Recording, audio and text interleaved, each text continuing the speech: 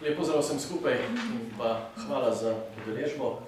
Slovenska demokratska stranka, njena poslanska skupina ravnokar vlaga interpelacijo o delu in odgovornosti ministra za obrambo Republike Slovenije, gospoda Karla Viktorja Erjavca, zaradi 4 točk, in sicer odgovornosti za kršitev 32. člena Zakona o obrambi in prekoračitvi zakonskih pooblastil zaradi zlorabe obveščevalno-varnostne službe Ministrstva za obrambo, odgovornosti za kršitev 45. člena v povezavi z 98.a členom Zakona o obrambi ter 38., 39. in 40. členom Zakona o službi v Slovenski vojski zaradi nezakonite razrešitve generala Mihe Škrbinca. Tretja točka, zaradi odgovornosti za prekoračitev pristojnosti, zavajanja in pa laganja poslancem in javnosti v primeru močnega streljanja na osrednjem vadišču Slovenske vojske na Počku pri Postojni. In pa četrta točka, zaradi dejanj pri izvrševanju politične funkcije, ki imajo za posledico izgubljeno zaupanje v funkcijo ministra in pa inštitucije na področju obrambe Republike Slovenije.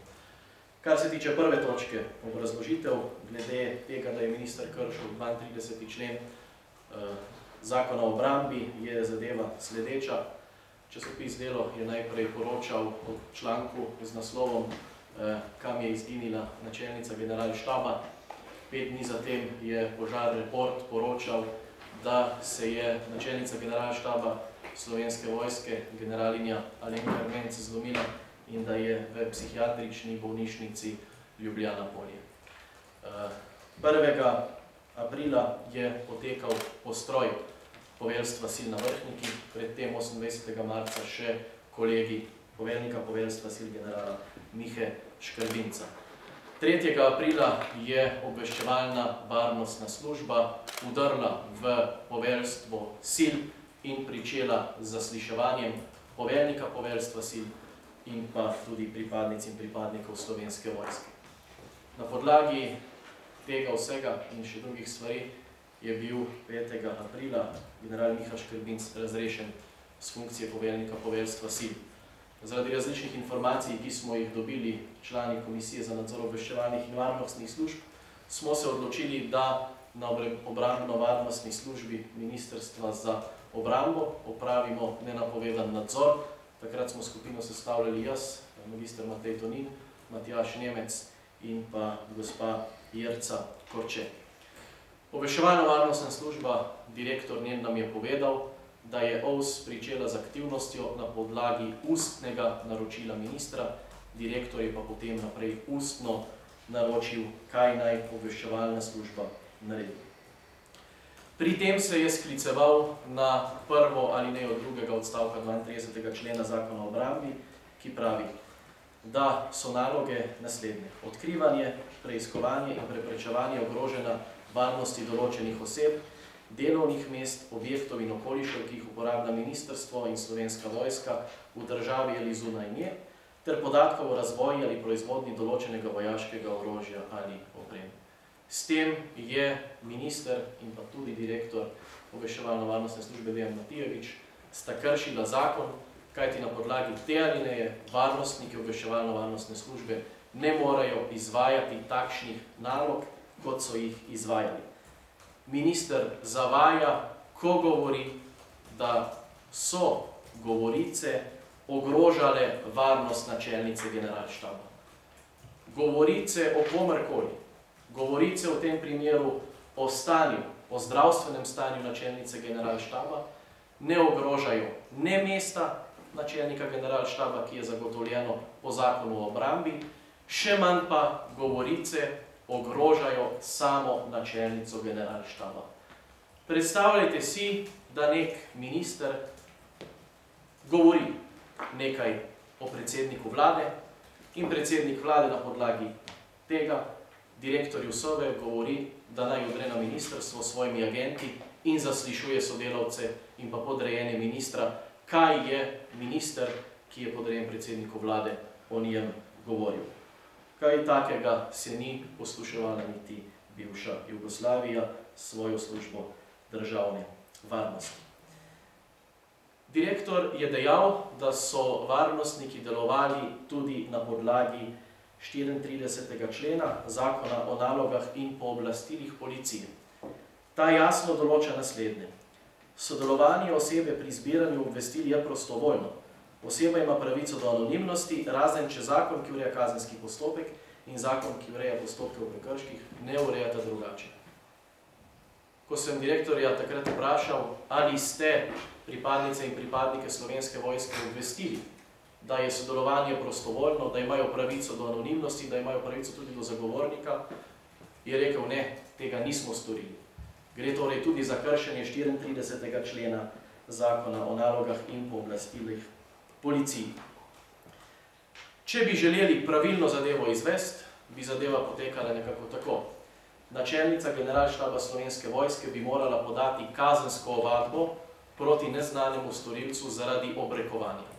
Na podlagi tega bi lahko kriminalisti obveščevalno-varnostne službe pričeli z zbiranjem obvestil na podlagi druge alineje, ki govori o kaznivih dejanjih. Seveda tega niso storili, tega niti potem ne bi mogli delati varnostniki VOVS, ampak kriminalisti obveščevalno-varnostne službe. Prav tako nam ni jasno, če bi že prišlo do tega, oziroma če bi preiskovali kaznivo dejanje, zakaj uporabljajo obveščevalno-varnostno službo in ne vojaške policije, kajti v 65. členu Zakona o obrambi jasno piše, da lahko vojaška policija preiskuje kazniva dejanja v vojski, za katera je predpisana denarna kazen ali kazen zapora do 3 let. Obrekovanje pa sodi v to kategorijo. Če je načelnica objavila, to se pravi, ovadila požar report, je toliko bolj zaskrbljujoče, če je obveščevalno-varnostna služba v prostorih poveljstva sil iskala vire boja na požarju. To se pravi, da lahko v obveščevalno-varnostno službo zlorabljajo, da ugotavljajo, kje novinarji dobite vire za svoje objave. To je grob poseg v svobodo medijev in to je groba zloraba obveščevalno-varnostne službe, katerekoli v tem primeru, kot kaže tudi obveščevalno-varnostne službe, Ministrstva za obrambo. Ko so odšli, je vodja te skupine, brigadirju Škrbincu, dejal, lov na čarovnice se je neuspešno končal. Se pravi, tja so prišli loviti čarovnice, prišli so diskreditirati poveljnika pred celotnim poveljstvom sil, pred pripadniki Slovenske vojske in v opozorilo ter obvestilo vsem, da si ne bi slučajno kdo kdaj drznil kaj govoriti, kar ministru za obrambo ali pa načelnici ni po volji. Da je do tega prišlo, smo dobili obvestila, da so začela krožiti verižna SMS sporočila, da naj bi brigadir Škrbinc na kolegu in pa pred postrojem grdo govoril o zdravstvenem stanju načelnice. Tega skupina OVS, ki je kasneje pripravila poročilo, ni ugotovila. Pripadniki so izjavili, da je brigadir Škrbinc na postroju govoril le to, da je bil z načelnico v kontaktu, da je že polno operativno sposobna, da je na delovnem mestu in da gremo naprej. Kar smo si, tisti, ki smo zglasovali za sklepe Knovsa, razlagali, da je pač želel vojsko pomiriti. Glede sklepov, ki jih je sprejela Komisija za nadzor obveščevalnih in varnostnih služb, je bilo v zadnjih dneh tudi veliko govora. Pri tem naj opozorim predvsem na drugi sklep, ki se glasi. Komisija za nadzor obveščevalnih in varnostnih služb se strinja z vodstvom OVS-MORS, da v primeru brigadirja Škrbinca in zdravstvenega stanja načelnice ni šlo za zbiranje informacij za predkazenski postopek, zato opravljeno nalogo lahko štejemo kot klasično obveščevalno dejavnost. Obveščevalna dejavnost pa je opredeljena v prvem odstavku 32. člena in je nekakor ne smejo uporabljati in izvajati varnostniki. Za ta člen sta glasovala tudi Jerca Korče iz Liste Marjana Šarca in za ta sklep je glasoval tudi podpredsednik Državnega zbora iz vrst Desusa, ki je tudi član Komisije za nadzor obveščevalnih in varnostnih služb. Za ministra so obremenjujoči vsi trije sklepi Prvi je bil sprejet s 5 glasovi za in drugimi proti, da ni bilo zakonske podlage. Drugi sklep, da je bilo nezakonito, da je šlo za obveščevalno dejavnost, so potrdili tudi koalicijski poslanci. Tretji sklep, da navedeni primer kaže, da je OSMORS izvajalo obveščevalno dejavnost na podlagi ustnih usmeritev ministra, ki je prav tako obremenjujoč za ministra in bi moral zaradi tega oditi, pa sta se koalicijska poslanca vzdržala, kar pomeni, da nista glasovala proti. Skratka, pri tem je šlo za kršenje členov tako Zakona o obrambi, kot tudi Zakon o nalogah in pooblastilih policiji, samo zato, ker je to naročil minister za obrambo Karel Erjavec in ker je to nekritično in pa amatersko izvedel direktor obveščevalno-varnostne službe, gospod Dejan Matijevič. Kar se tiče druge točke, in sicer, da ministra interpeliramo zaradi odgovornosti za kršitev 45. člena v povezavi z 98. členom Zakona o obrambi ter 38., 39. in pa 40. člena Zakona o službi Slovenske vojske, lahko rečem naslednje. Minister se je zelo zapletal in lagal javnosti, da lahko na predlog generalštaba Slovenske vojske, na predlog načelnice, razreši kogarkoli želi brez obrazložitve. Navodila o pooblastilih za imenovanje in razrešitev Slovenski vojski v 2. členu določajo naslednje. Načelnik generalštaba Slovenske vojske predlaga ministru za obrambo s pisnim obrazloženim predlogom imenovanja in razrešitve poveljnikov in njihovih namestnikov, ki jih v skladu z zakonom imenuje in razrešuje minister za obrambo. Minister za obrambo je brigadirja Škrbinca razrešil brez obrazložitve in tako so bile kršena tudi navodila o pooblastilih za imenovanje in razrešitev v Slovenski vojski. Poleg tega je zelo jasen 45. člen Zakona o obrambi, ki govori, kako se imenuje in razrešuje poveljnike na podlagi službenih potreb. In bistveno pri tem, in tega Karel Erjavec očitno ne ve, ali pa ve in se spreneveda, ker verjetno tukaj, glede na to, da ste vsi mediji spremljali, ni nobenega, ki se verjetno ne bi strinjal, da se iz dneva v dan v svojih lažeh in pa izmišljotinah čedalje bolj zapleta. Kaj pravi 4. odstavek 98. člena?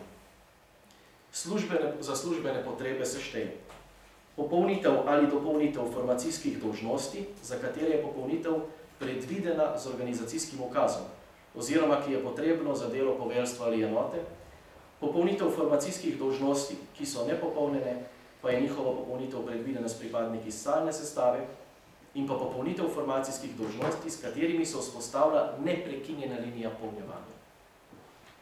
Službena potreba nikakor ni to, da razrešiš poveljnika poveljstva sil, da gre na prisilni dopust, potem pa ne, da bi mu dal kakšno pisarno, ampak ga postaviš v eno sobo, tamle gor v Poljče, ne imenuješ pa hkrati tudi takoj novega poveljnika poveljstva sil.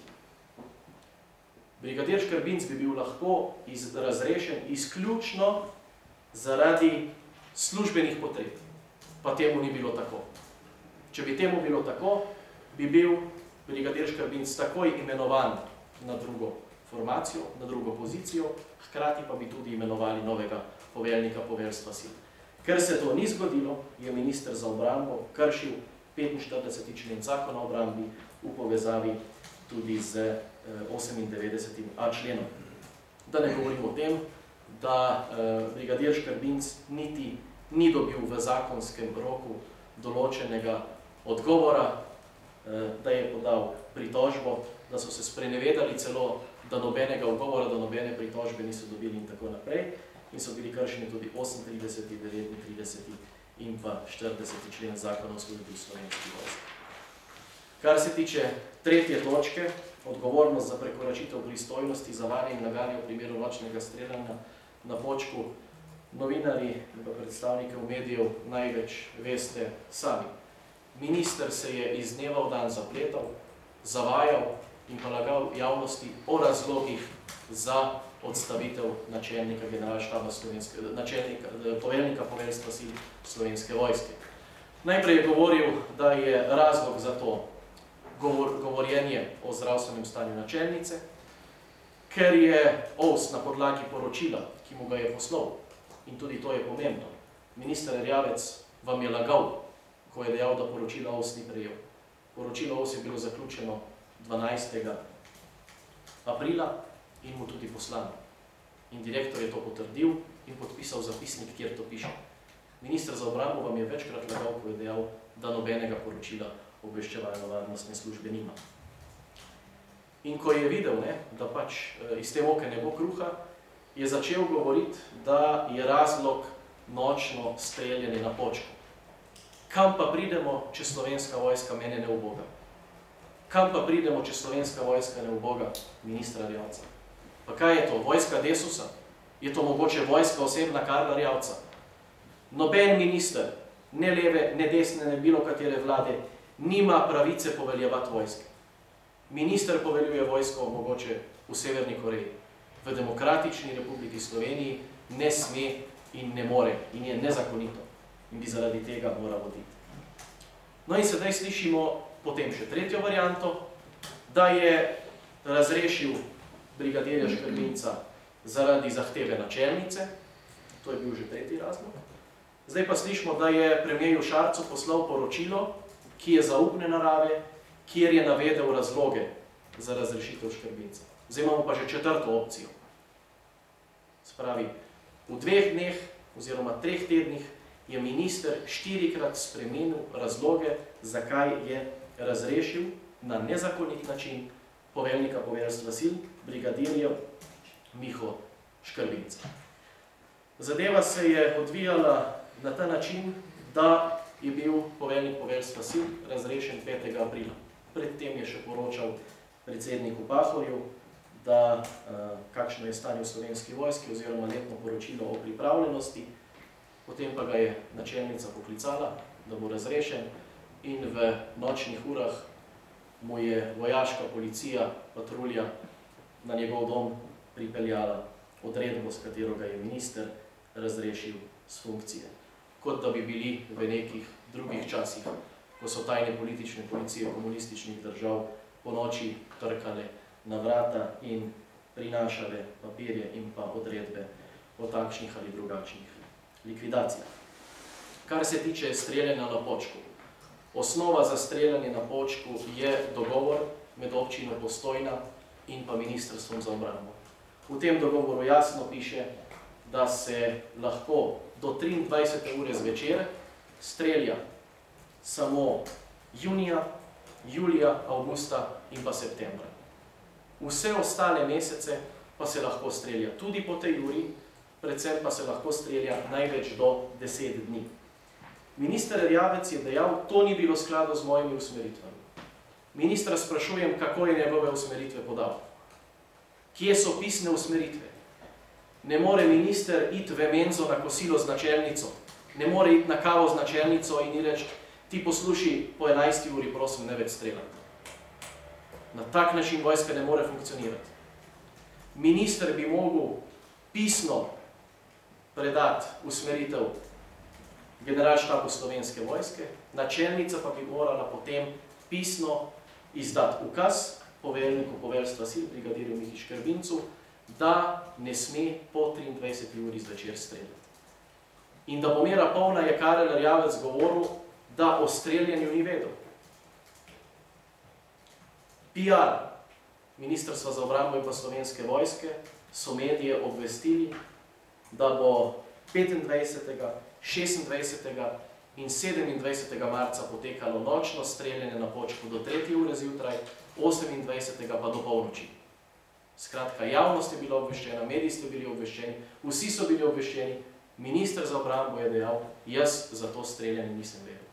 Kakšen je to minister, ki ne ve, kaj se dogaja v njegovi hiši, kaj se dogaja pri njegovih podrejenih. Načelnica generalštaba je v svoji tiskovni konferenci jasno povedala, kljub temu, da je občina Postojna odstopila od tega dogovora, mi ta dogovor izvajamo, dokler ne bodo usmeritve drugačne. In kje so sedaj te usmeritve? Če kdo bi moral biti zaradi nočnega streljanja na Počku razrešen načelnik generalštaba, če je prejel pisno usmeritev ministra, pa tega ni upošteval, oziroma minister za obrambo, če te usmeritve ni dal, vsem pa govori, kako je to usmeritev dal. Prav tako je Karel Erjavec podpisal 2 dokumenta. Na podlagi enega njegovega podpisa je Vlada Republike Slovenije sprejela načrt te vaje, ki je potekala v Postojni, vaja Sokol, kjer je jasno opredeljeno, s katerimi kalibri se bo streljalo, na kakšen način se bo streljalo, dokdaj se bo streljalo in tako naprej. Ali Karel Erjavec ne pogleda nobenega dokumenta, preden ga podpiše? Ali Karel Erjavec sploh ve, kaj piše v dokumentih? Ali Karel Erjavec sploh ve, kakšna je razlika med kaliblom 60 mm, 80 mm in 120 mm? Po noči, ko je mir, če ti spiš in če poč, ni nobene razlike, ali poč kaliber 80 mm ali pa 120 mm. Enako moteče je oboje za okolico. Vaja oziroma načrt sodelovanja, ki ga je podpisal z vojsko Združenih držav Amerike, jasno opredeljuje tudi streljanja s kalibrom 120 mm. Iz tega vsega je razvidno, da je minister lagal, zavajal javnost, tudi poslance v primeru poslanskega vprašanja ustnega naše poslanke Anje Bah Žibert, večkrat spreminjal svoje navedbe, večkrat in za različne medije podajal različne zgodbe. In če mu premier Marjan Šarec mogoče verjame v primeru obveščevalno-varnostne službe, težko verjamem, da lahko Marjan Šarec požre nekaj, kar se reče laganje in pa zavajanje poslancev, politikov, novinarjev, javnosti in vseh, vključno s predsednikom vlade. Če je minister Bandelli odšel zaradi nekih modrih lučk in zaradi enega maila, je to bistveno hujše.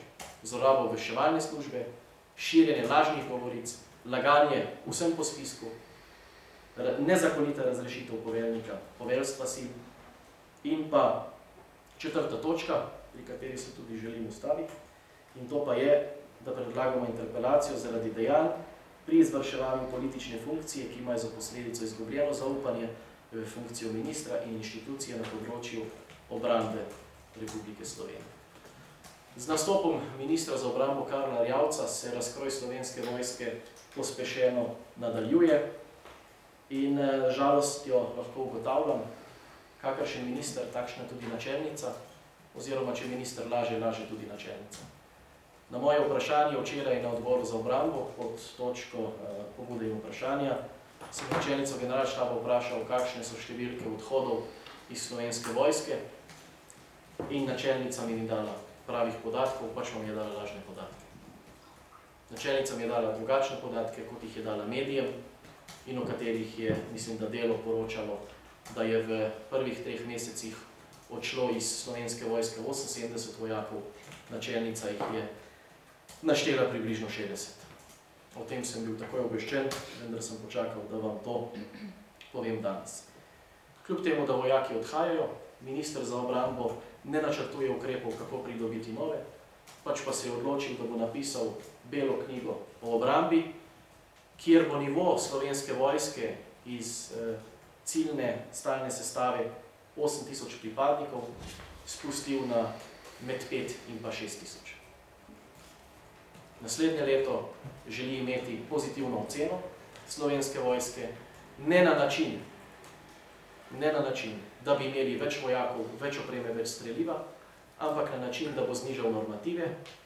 Trenutno imamo 6600 pripadnikov, v belo knjigo in ostale dokumente namerava napisati, da imamo maksimalno stalne sestave 6000, kar pomeni, da bomo tukaj pozitivni.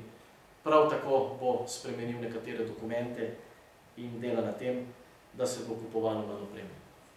Karel Erjavec je sinonim za izgubo morale v Slovenski vojski, za odhod pripadnic in pripadnikov, je izrazito proruski politik, ki Slovenijo vodi stran od zavezništva, kljub temu, da se Miro Cerar kot zunanji politik trudi, da bi zunanja politika Republike Slovenije bila v skladu z njeno deklaracijo, se pravi, da vemo, kdo so naši prijatelji in naši zavezniki, v Evropski uniji in v zvezi NATO.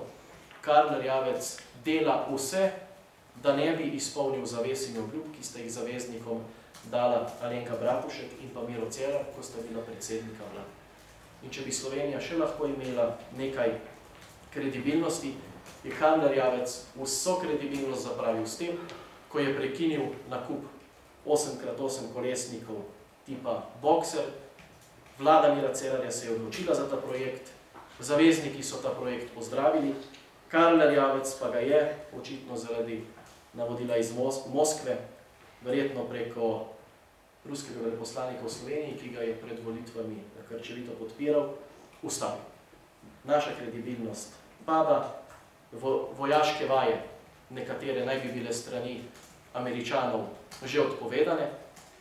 Minister za obrambo vsake demokratične in normalne države bi takoj odstopil, če že ga ne bi razrešil premijer, potem, ko je dejal, da bo lastna vojska lastne države streljala po lastni državi. Izjava, ki si jo je privoščil minister Karl Erjavec, ali lahko pričakujemo, da bo slovenska vojska streljala po Postojni, je žalitev, je groba manipulacija in pa grob, neprimeren odnos do pripadnic in pripadnikov slovenske vojske, do lastne vojske in pa tudi do lastne države Republike Slovenije. Karl Erjavec je zaradi tega izgubil zaupanje pripadnic in pripadnikov slovenske vojske, zbija jim moralo z odstavitvijo takšnega poveljnika, kot je bil brigadir Škrbinc, ki je bil prvi, ki je svojo prvo brigado prihitel na pomoč Postojni v času žledoloma leta 2014, ki je cenjen v zvezi NATO, ki je cenjen v tujini, ki je poveljeval resnim vajam, katerega vojaki cenijo, slovenski vojski še dodatno zbija moralo, na način, da ga blati pred javnostjo, njemu pa niti ne pusti, da bi se odzval, če se ne motim, je ravno 24 ur podal prošnjo za intervju, vendar minister, oziroma minister se zgovarja na načelnico, takšnega intervjuja ne dopusti. Bela knjiga nastaja v ozkem krogu, nastaja po hitrem postopku, to ni nek proces, ki bi vključeval vse možne dejavnike, da bi se poenotili, kakšno obrambo in pa kakšno varnost si želimo. Ta bela knjiga bo dokončen pogreb in pa pokop slovenske vojske, vendar je to očitno ministru Erjavcu intimna opcija. Nekdo, ki je minister in izjavi, da bo vojska streljala po lastni državi, si ne zasluži biti minister. Nekdo, ki tako grobo krši zakonodajo, kot jo krši Karl Erjavec, si ne zasluži biti minister. Nekdo, ki misli, da je slovenska vojska vojska Desusa, da je to vojska njegova osebna, da je on tisti, ki poveljuje vojski, si ne zasluži in ne sme biti minister, ker je nevaren za demokracijo, in pa nekdo, ki dnevno laže in zavaja medije, si ne zasluži in ne sme biti minister. Zaradi vsega neštetega predlagamo, da se Karla Viktorja Erjavca razreši s funkcije ministra za obrambo Republike Slovenije. Hvala. Če še vprašanje? Ja. Prosim, ja.